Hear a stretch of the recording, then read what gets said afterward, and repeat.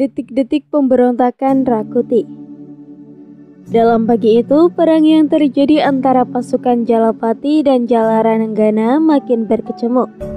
Akibat kekeliruan dalam penggunaan gelar perang yang digunakan serta karena kelemahan dalam telik sandi, menyebabkan pasukan Jalaranggana kacau balau. Ikatan gelar perang di Radameta yang mereka lakukan benar-benar berantakan. Mayat-mayat bergelimpangan, bau anyir darah menyebar. Pada akhirnya, pasukan Jalarananggana tidak mampu lagi mempertahankan gelar perang yang mereka bangun. Ikatan di Radameta tidak berbentuk lagi. Yang ada sekarang perang berubah. Perang tanpa ikatan yang lazim disebut sebagai perang pasir putih. Temanggung Pucut Luntur sulit sekali menerima kenyataan itu.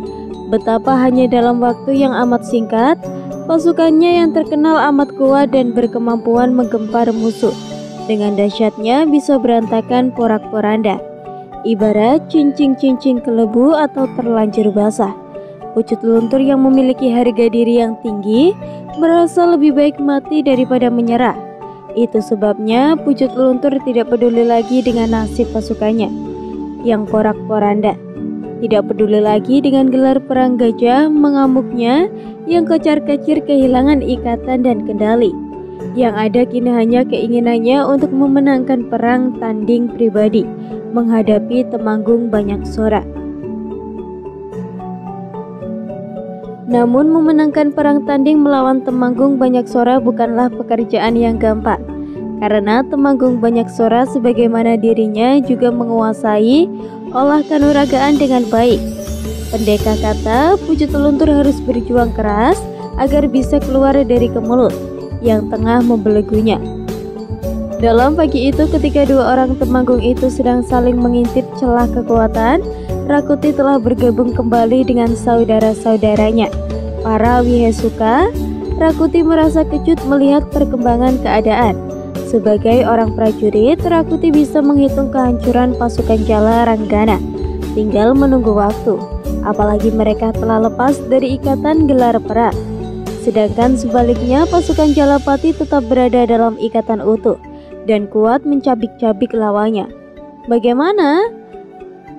Rakuti masih menebar pandang memperhatikan perang yang terus berkecamuk. Hanya Ratanca yang memandang medan perang dengan tatapan datar dan tenang. Ratanca yang menguasai ilmu pengobatan memandangi orang-orang yang terluka dan sekarat dengan hati bergolak. Namun bagaimana warna isi hatinya tetapi saja tak seorang pun tahu. Rakuti membasuh keringatnya. Tatapan matanya tak bisa menyembunyikan kekecewaannya. Para Winesuka saling pandang.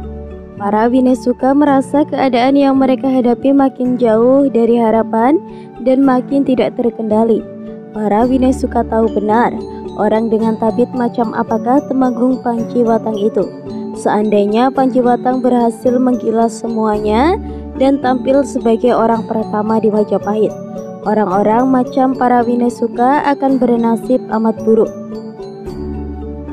Amat boleh jadi para Winesuka dijatuhi hukuman mati karena dianggap sebagai penyulut terjadinya perang. Sementara Panciwatang bisa melenggang tampil sebagai penyelamat, menyelamatkan Majapahit dari kehancuran mengerikan. Panciwatang akan dipuji-puji, sementara para Dharma Putra Winesuka akan dicaci maki. Setiap orang yang berpapasan wajib mengumpat mereka. Para Dharma Putra Winesuka gelisah. Jadi bagaimana Rakuti? Rakuti menoleh kepada Ratanca, tetapi Tanca memandang ke perang yang makin bercamuk. Yang penting kita harus bisa menyerat pasukan Jalayuda untuk melibatkan diri.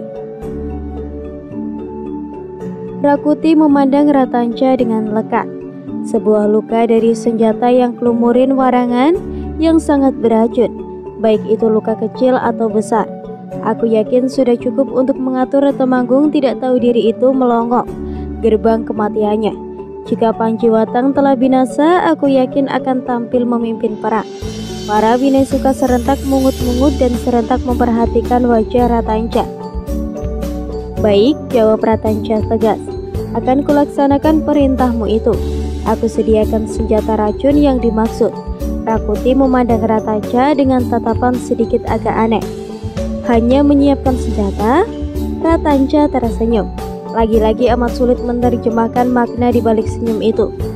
Aku siapakah anak panah, pedang atau tombak? Setiap sentuhan senjata itu kujamin akan membuat korbannya mati. Racun yang kupergunakan bukan sekedar warangan, tapi racun ular yang sangat mematikan. Bisa ular bondotan kududuk dengan bisa ular weling dan ular sendok. Tidak ada manusia yang sanggup melawan racun itu. Ratanca berhenti sejenak. Seorang yang mengerang kesakitan di kejauhan sangat mengagumi nuraninya. Tetapi aku keberatan jika aku harus melaksanakan tugas itu. Lanjutnya, Rakuti melepas pandangan matanya dari Tanca. Bagi Rakuti, kesanggupan Ratanca itu telah lebih dari cukup. Rakuti yang semula telah putus asa, mereka menemukan celah untuk meraih apa yang nyaris hilang. Kita semua para Winesuka, berkat Rakuti, aku bertemu bahwa Mambu dan pasukan Jalayuda, kita kelilingi Temanggung Panjiwateng, seolah melindungi. Ingat, hanya sebuah goresan kecil akan mengantarkan gerbang kematian.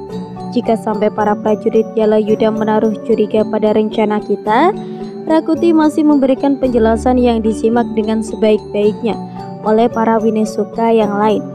Rakrean Tanca segera menyiapkan racun yang dibutuhkan. Tanca meski masih berusia muda memiliki kemampuan pengobatan yang dikuasai dari banyak belajar kepada para ahli pengobatan yang lain. Kemampuan meramu racun yang dikuasai bisa diyakini tidak ada yang dapat menandinginya. Konon Ratanca sendiri kebal terhadap berbagai racun. Di ladang jagung yang terletak di bagian belakang istana, perang masih berkecamuk. Tekanan yang diberikan pasukan Jalapati tinggal menunggu waktu akan mengakhiri petualang pasukan Jala Ranggana. Bekal Gajah Mada yang didampingi beberapa orang Bayangkara merencanakan pengamanan lingkungan istana kepada anak buahnya. Gajah Mada yang ingin melihat secara langsung pertempuran yang terjadi mendekati medan pertempuran di tepal batas dinding timur dengan wilayah Santana Raja. Dari ketinggian sebuah menara bekal, Gajah Mada mengamati pertempuran yang berkecamuk itu. Akhirnya dari pertempuran telah bisa kita tebak. Berkat bekal Gajah Mada, selanjutnya kita punya pekerjaan untuk meringkus Rakrean Kuti dan teman-temannya dan menghadapkan ke Majadiaksa. Hukuman mati jelas-jelas akan menunggu mereka. Yang aku cemaskan kini justru pasukan Jalayuda. Gerak pasukan itu harus diamati. Bayangkara Gajah Geneng dan Bayangkara Pradabasu menyimak ucapan bekal Gajah Mada. Namun, perhatian mereka tetap tertuju pada medan pertempuran. Di sana pasukan Jala Ranggana makin kocar-kacir. Sementara itu, perkelahian yang terjadi antara Banyak Sora dan Pujut Luntur telah berubah menjadi perang tanding pribadi. Keduanya meremehkan kemampuan Cukat Tranggisnya dalam olah kelahi. Pujat Luntur bahkan tertinggi jauh dari pasukan yang makin terdesak. Kaparat, Temanggung prajurit Luntur yang kecewa itu mengumpat. Pujut Luntur yang marah menghadapi kenyataan yang sama sekali tidak terduga. Rencana dan mimpi nandik-nandik yang disampaikan Rakuti ternyata kosong besar.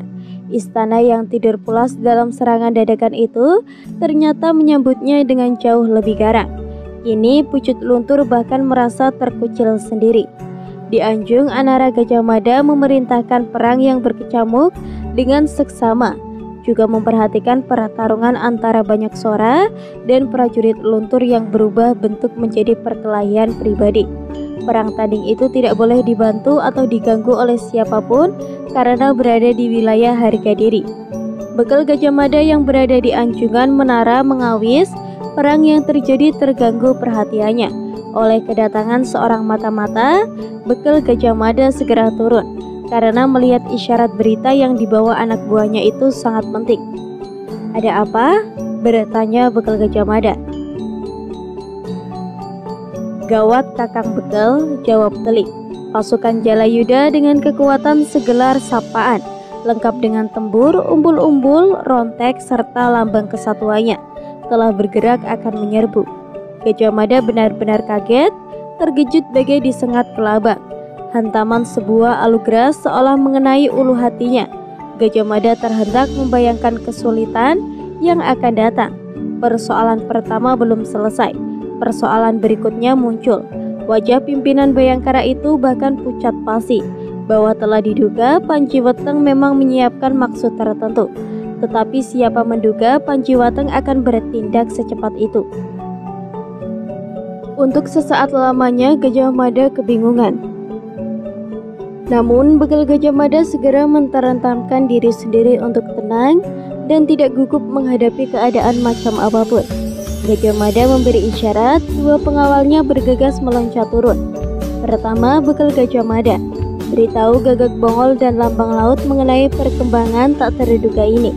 Minta kepada mereka untuk meyakinkan Sri Baginda agar berkenan mempersiapkan diri menguasai. Kedua, hujani pasukan Jalayuda yang akan membedah dinding istana dengan anak panah. Pertahankan dinding istana dengan sekuat-kuatnya. Sekali lagi hujan anak panah susul menyusul. Jangan memberi kesempatan mereka untuk menjebol pintu atau menggunakan tangga untuk memanjat dinding. Aku sendiri akan menemui Rakrean Temanggung Banyaksora, menyampaikan perkembangan yang tidak terduga ini. Nah, cepatlah kembali ke istana, waktumu tipis. Singkat, tegas, dan jelas apa yang diperintahkan bekal Gajah Mada. Dua Bayangkara yang mengawalnya segera berlari kencang untuk mempersiapkan diri melaksanakan perintah itu. Dengan cepat, bekal Gajah Mada berlari menuju dua Temanggung yang sedang berseteru. Gajah Mada mengeluarkan lencana Mahapati Tada dan diangkatnya tinggi-tinggi menggunakan tangan kanan, sedangkan tangan kirinya memegang umbul-umbul kecil, lambang kesatuan Bayangkara. Dengan dua benda itu, bekal Gajah Mada segera berlari cepat menerobos sisa perang yang masih berkecamuk. Pasukan Jalapati yang melihat lambang-lambang yang dicangkung Gajah Mada bergegas menyibak memberi jalan. Bekal Gajah Mada langsung menuju perang tanding yang berlangsung saru antara Banyaksora dan Pujut Luntur. Keduanya telah berada pada keadaan siap saling bunuh. Banyaksora segera meredakan diri, Pujut Luntur mengambil jarak. Teriakan bekal Gajah Mada yang mencuri perhatian. Apalagi ia memegang kelebet Bayangkara yang digerakkan Mobat Mabit, menyebabkan semua orang segera menghentikan perang. Masing-masing berloncatan mengambil jarak untuk mengamankan diri. "Ada apa?" bertanya Banyaksora kepada bekal Gajah Mada. Gajah Mada tidak mau bertele-tele. Pasukan Jalayuda melakukan tindakan pengecut. Berkat bekal Gajah Mada, mereka siap menggempur istana melalui Purwakarta alun-alun depan. Terkejut, Temanggung Banyaksora. Temanggung Pujut Luntur yang mendengar pula hal itu tidak kuasa menahan. Tertawanya yang terbahak-bahak, Pujut Luntur terpingal-pingal sampai air matanya keluar. Sejenak suasana benar-benar hening. Para prajurit Jalapati yang nyaris menyelesaikan tugas dengan menghancurkan petualangan pasukan Jala Renggana itu, mulai membayangkan bahaya lain yang tidak kalah besar tengah mengancam istana. Bekal Gajah Mada melihat Temanggung Banyaksora yang bingung itu terlampau membuang-buang waktu. "Atas nama Tuhanku Jaya Negara dan atas nama Mahapati Arya Tada," ringkus Temanggung Pujut Luntur. Perintah yang justru berasal dari bekal Gajah Mada yang memegang lencana Mahapati Tada itu diterjemahkan dengan seksama oleh segenap prajurit. Mereka berloncatan menyergap Temanggung Pujut Luntur. Entah karena apa, Temanggung Pujut Luntur tidak melakukan perlawanan. Temanggung Pujut Luntur hanya tertawa tergelagak-gelagak saat beberapa prajurit mengikat tangannya menjadi bandan yang harus dijebloskan ke dalam penjara istana. Bagaikan tersadar oleh keadaan yang gawat itu, Banyaksora meminta para senopatinya berkumpul. Perang berubah nyaris usai karena pasukan Jala Renggana kocar-kacir. Bahkan berakhir ketika para prajurit Jala Renggana akhirnya melihat pimpinan mereka menyerah tanpa perlawanan. Lebih dari itu, mata para prajurit Jala Renggana mulai terbuka. Kesadaran mereka mulai tergugah bahwa sebenarnya mereka telah dijerumuskan Rakuti ke dalam keadaan yang sangat tak menyenangkan itu. Rakuti sendiri yang ternyata pengecut sekarang entah berada di mana. Orang yang suaranya sangat lantang dalam menyemangati nafsu untuk berperang itu ternyata tidak kelihatan ujung hidungnya. Banyaksora mengangkat tangan, meminta perhatian, suaranya amat lantang. Pekerjaan belum selesai. Berkat Banyaksora sambil menahan kecewa yang luar biasa. Kini kita dihadapkan pada keadaan lebih gawat. Pasukan Jalayuda ikut-ikutan lupa diri dan mencoba ikut menggoyong pilir istana Wilwakatika. Aku ingin bertanya, apakah sepak terjang Panji Wateng itu akan kita biarkan? Tidak, jawab para prajurit Sentan dengan seruruh gemuruh. Para prajurit kesatuan Jalayuda saling pandang. Para senopati memimpin kelompok-kelompok kecil pasukan itu menunduk saat dibelajati kesalahannya. Kini setelah semuanya terjadi, mereka melihat kenyataan yang tak terbantah dan amat menyakitkan, bahwa mereka diperalat serta dikorbankan oleh para Dharma Putra Winesuka dalam menggapai angan-angannya. Bagaimana? Teriak banyak suara. Apakah kalian para prajurit jalan negara akan memegang harga diri dengan membuat seperti yang telah dicontohkan Temanggung Pucuk Luntur? Kalau memang itu yang kalian kehendaki, aku dan segenap prajurit Jalapati tidak keberatan. Silahkan kembali mengangkat senjata. Aku dan pasukan Jalapati tak segan-segan untuk memenuhi keinginan kalian, mengintip seperti apakah pintu neraka itu sebenarnya. Akan kutumpaskan kalian sekarang. Tak ada yang berani menjawab. Segenap prajurit Jalaranggana tak ada yang kuat mengangkat kepala sekadar untuk mengadah rasa bersalah. Mengendalikan kepala mereka, nada suruh bertanya suara yang keras itu tiba-tiba berubah melunak, tetapi tetap tegas dan berwibawa. Jika kalian punya kebeningan hati untuk berpikir atau sudah terbebas dari kepala yang keruh, marilah kita lupakan. Kita anggap apa yang terjadi itu hanya sebagai sebuah kealapan. Mari kita bahu-membahu menebus kekeliruan untuk melawan para petualang tidak tahu diri yang mencoba merusak sendi-sendi kehidupan itu. Kalian tidak percaya bahwa tantanan menjadi rusak? Tengok ke langit utara itu. Asap yang membumbung itu berasal dari pasar yang dibakar oleh para penjara yang mencoba memanfaatkan keadaan. Rupanya api yang membakar pasar telah membuangkan asap hitam ke langit. Bahkan asap kebakaran itu berasal dari tempat-tempat yang lain. Tidak hanya pasar yang dibakar, yang menyediakan bahkan bangunan-bangunan tempat ibadah ikut terbakar. Ketika keheningan pikiran kembali putih, terasa sangat menyedihkan perang yang baru saja berakhir itu. Karena itulah perang melawan diri sendiri, perang saudara yang akibat lukanya semua merasakan. Rintih, kesakitan dan teriakan mereka yang sekarat akibat pedang menyobek lambung atau bahkan tembus memburikan usus menjadi pemandangan menyedihkan, sekaligus menumbuhkan pertanyaan. Mengapa harus terjadi? Napas Temanggung banyak suara tersengal. Banyak suara mengalihkan pandangan matanya kepada bekal Gajah Mada. Gajah Mada tahu banyak suara membutuhkan beberapa keterangan. Banyak suara mengangguk. Banyak suara percaya dengan keterangan itu. Dalam lingkungan keperjarutan Wilawikisteka, pasukan Bayangkara memang memiliki barisan telik sandi yang andal dan dapat dipercaya. Bahkan sebenarnya di dalam hati banyak suara merasa kagum kepada bekal Gajah Mada karena kemampuan membentuk pasukan kecil, tetapi berkemampuan luar biasa. Banyak suara mengada, seolah mencari sesuatu di celah Nabatasala. Banyak suara berpikir keras. Ada beberapa pilihan untuk menghadapi gelar perang Gerundang Kelayang. Nama Gerundang Layang digagas dari perilaku burung Garuda yang terbang melayang-layang, tetapi matanya tajam, mengintai dan siap menyambar musuh. Dalam banyak hal, Gerundung Layang memang gelar yang perang menyedarkan. Jika seorang pimpinan pasukan telah menjatuhkan pilihan menggunakan gelar itu, yang bersangkutan benar-benar percaya diri dan merasa yakin pasukan akan menanyakan peperangan. Apalagi sasarannya adalah bangunan yang tidak bergerak yang disebut kedaton. Banyak suara berpikir gelar perang di Radameta cukup kuat untuk digunakan menghadap Garundang Layang, atau bisa juga menggunakan gelar Cakrabuya yang pertahanannya amat kuat dan rapat. Hanya Galatika yang jelas tidak bisa digunakan menghadapi gelar perang Garundang Laya itu. Namun di sisi lain banyak suara harus memperhatikan prajuritnya yang kelelahan dan terluka.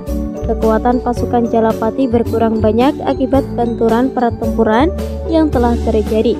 Segenap prajurit telah berkurang tingkat kesegaran tubuhnya. Mereka tentu kelelahan. Jika ada yang masih tersisa hanyalah semangat yang masih berkobar mengkatar-katar. Pasukan Jalapati adalah pasukan yang benar-benar telah terlatih cukat terengginas. Demikian perintah itu telah jatuh, semua bergerak cepat. Aba-aba diberikan dari tempur dan suara sangkakala. Tidak beberapa lama kemudian, pasukan gabungan antara Jalaranggana dan pasukan Jalapati itu telah siap untuk bergerak.